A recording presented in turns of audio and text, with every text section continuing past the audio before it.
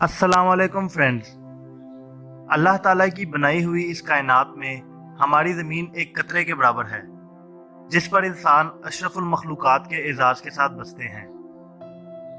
इस ज़मीन के बीच 4 हिस्सों में से 3 हिस्से पर पानी फैला हुआ है, जबकि बाकी के एक हिस्से पर पहाड़, सहरा, जंगलात और खुश्की के इलाके शामिल हैं। यानी इस ज़मीन का बहुत थोड़ा हिस्सा ऐसा है जहाँ पर अरबों इंसान अपनी ज़िंदगियाँ गुजार रहे हैं। आज की इस वीडियो में हम अपने नादरीन और सामीन के लिए ज़मीन के हज़ारों मील पर फैले हुए उस सहरा के बारे में बताने की कोशिश करेंगे, जहाँ अब तक तकरीबन 70,000 से ज़्यादा लोग मौत के मुंह में चले गए हैं। अगर आप हमारे चैनल पर नए हैं तो हमारे चैनल फैक्ट्स बुलेटिन को सब्सक्राइब करके बेल आइकन को प्रेस करें, ताकि हमारी नई वीडियोस सबसे पहले आप तक पहुंच सके। नादरीन करामी, रेत के इस समुंदर नुमा सहरा का नाम दुनिया आलम में सहारा डेजर्ट के तौर पर जाना जाता है। सहारा डेजर्ट का कुल रकबा 86 लाख मुरब्बा किलोमीटर है। इस डेजर्ट की वसअत का अंदाज़ा इस बात से लगाया जा सकता है कि सहारा डेजर्ट में पाकिस्तान जैसे 12 नए मुल्क बनाए जा सकते हैं। सहारा डेजर्ट कई ममालिक में फैला हुआ है, जिसका ज़्यादातर हिस्सा शुमाली अफ्रीका और बाकी का हिस्सा मिस्र, सूडान, अल्जीरिया और मगरिब में स्पेन तक फैला हुआ है।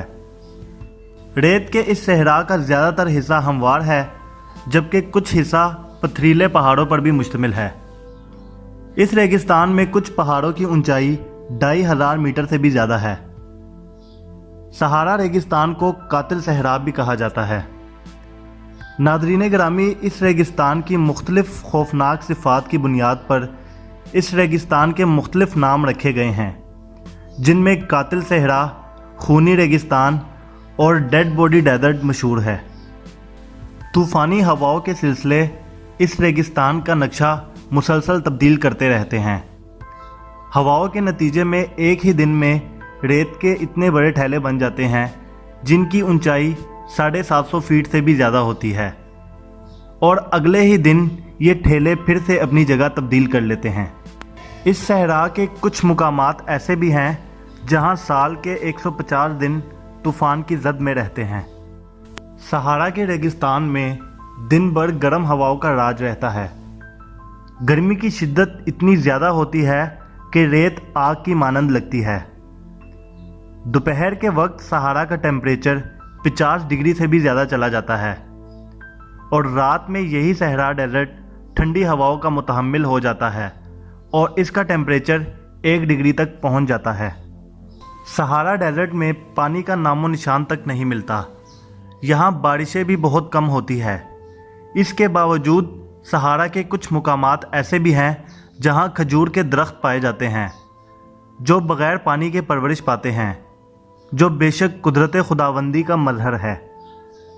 पुराने वक्तों में इस सहरा से काफ़िले सफ़र की गर्ज से गुज़रते थे, जो अक्सर अपने मुकामात तक नहीं पहुंच पाते थे और इस कातिल सहरा की खुराक बन जाते, या सहराई लुटेरे इनका शिकार कर लेते, जो इनके सामान के साथ साथ इनको भी अपना ग़ुलाम बना लेते थे।